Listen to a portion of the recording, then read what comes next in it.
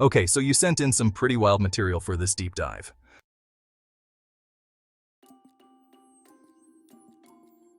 It's all about real estate and AI and wait, fraud. Yeah. Wow, I've got to say, this is not a combination I ever expected. AI being used to scam people out of property. That sounds like something straight out of a movie, honestly. Well, in a way, it kind of is. What we're seeing is how real estate, which has been slow to adopt a lot of new technology, is suddenly colliding head-on with AI. Yeah. And it's creating these situations that we're only just beginning to understand. Yeah, no kidding.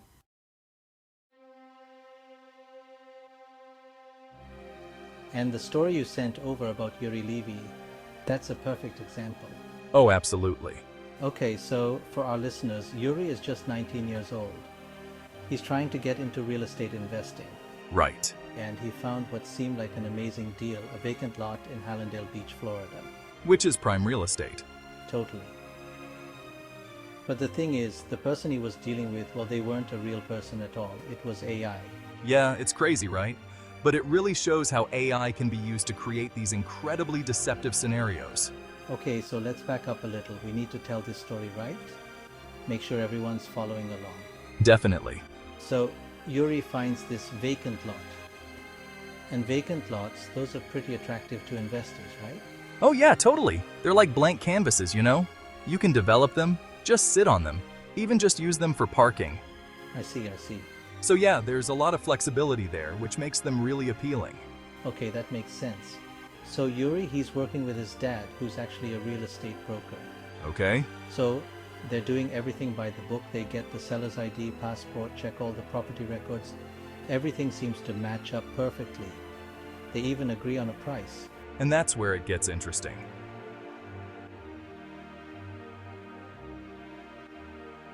The title company, Florida Title and Trust, they wanted to verify the seller's identity because, you know, she said she was living out of state.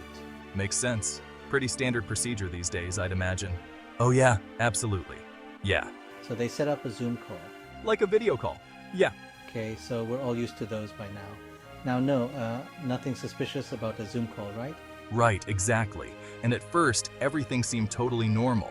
The woman on the call looked just like the photos on her ID and passport. But then there were these little red flags. Oh, okay, now I'm intrigued. What kind of red flags? Spill the tea. Well, for one thing, her responses to their questions seemed, well, a little off. Almost like there was a delay. Like she was, I don't know. Robotic. Yeah, robotic. And then when they asked her to do simple things, you know, like raise her hand or something, her movements just seemed unnatural. It's like they slowly started realizing that they weren't actually talking to a real person. Wait, are you serious? So the woman on the call, she was fake, like a deep fake or something? Bingo. No way. Yeah, these deep fakes? They use AI to basically replace someone's face in a video with someone else's. It can make it look like they're saying or doing things they never actually did. Yeah. And the technology has gotten so good, it can be almost impossible to tell the difference. Wow, that's just... I mean, that's kind of terrifying. If a title company with all their experience almost fell for it, how are regular people supposed to protect themselves?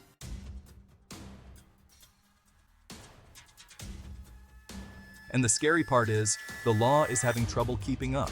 It really is. It's like a whole new world of crime. So we could be looking at a whole wave of these AI-powered scams hitting real estate. The Miami-Dade and Broward County Sheriff's offices, they both confirmed that this is a brand new kind of fraud they're seeing. And the thing is, this isn't just an isolated incident. Right, like the technology is moving so fast. Exactly. It feels like the rules just haven't caught up yet.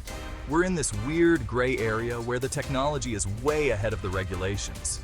It makes you wonder how many people have already been scammed by this and don't even realize it. It's like a wake-up call, you know? And that's why this case with Yuri, it's so important. Oh, I'm sure it's happening more than we know. Surely. And he's really sophisticated. It's showing us that AI can be used to trick people. Okay.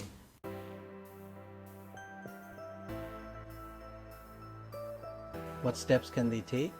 So let's talk about what people can do to protect themselves. Like never rush into a deal, no matter how good it seems. And then it's all about being extra cautious.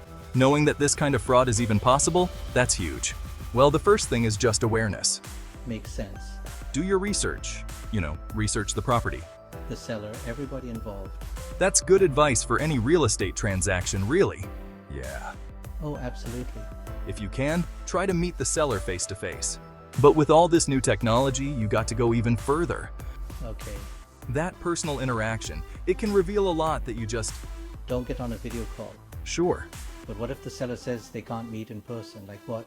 Don't just rely on seeing their ID, dig deeper. Ask for more proof, like phone calls, background checks, even check with their local authorities to make sure they're legit. Then you gotta be even more careful. If they live far away or something. So it's about not taking anything at face value. And don't be afraid to get professionals involved.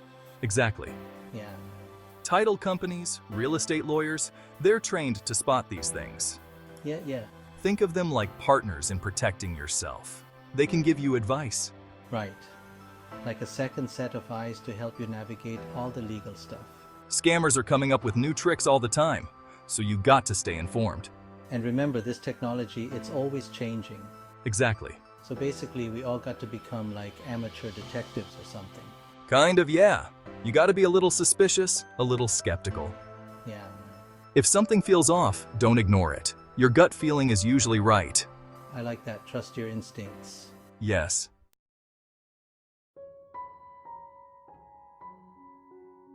And then on a bigger scale, we need to think about what the government can do about this.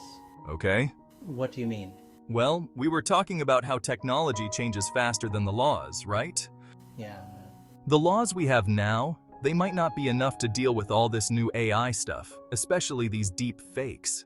So you're saying we need new laws to catch up with the times? Exactly. We need to figure out how to control the use of AI to make sure it's not being used for bad things. It's a tough problem, but can't just ignore it.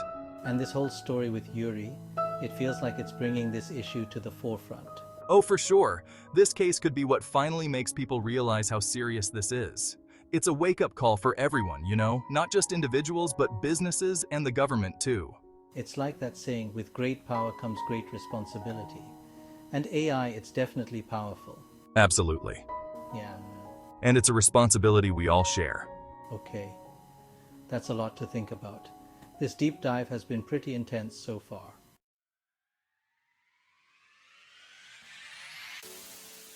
But before we get to doom and gloom, I got to ask, is there anything good about AI? I mean, it can't be all bad, right? No, you're right. It's not all bad.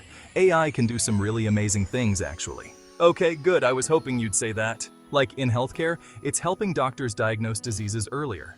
And in education, it can tailor lessons to each student. And then in things like transportation. Yeah.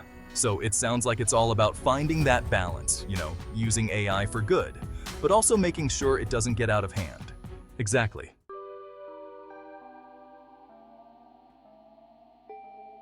What does it even mean to be authentic in a world where we can create these perfect fakes? It makes you question, like, what is identity? That actually brings up something I find really interesting about this whole deepfake thing. It's like we're getting philosophical here. Yeah, those are some deep questions, man. Whoa. We have to rethink our whole idea of what's real and what's fake when technology can blur the lines like this. But it's true. I know, right? It's about understanding how this technology works and how it can affect us. It's not just about avoiding scams anymore. It's like we need a whole new playbook for how to navigate this, Exactly.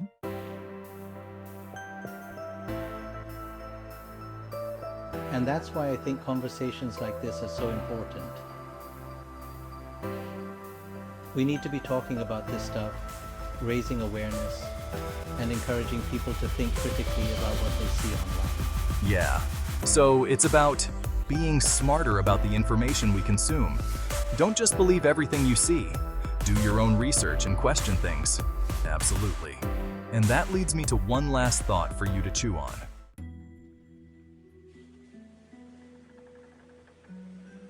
If AI can be used to pull off real estate scams, what other areas of our lives could be vulnerable? Could it be used to influence elections or sway public opinion, or even create personalized propaganda? Man, that's both fascinating and kind of scary. It's like we're opening up this Pandora's box of potential problems. But hey, Knowledge is power. Exactly. The more we know about AI and what it can do, both the good and the bad, the better prepared we'll be for the future.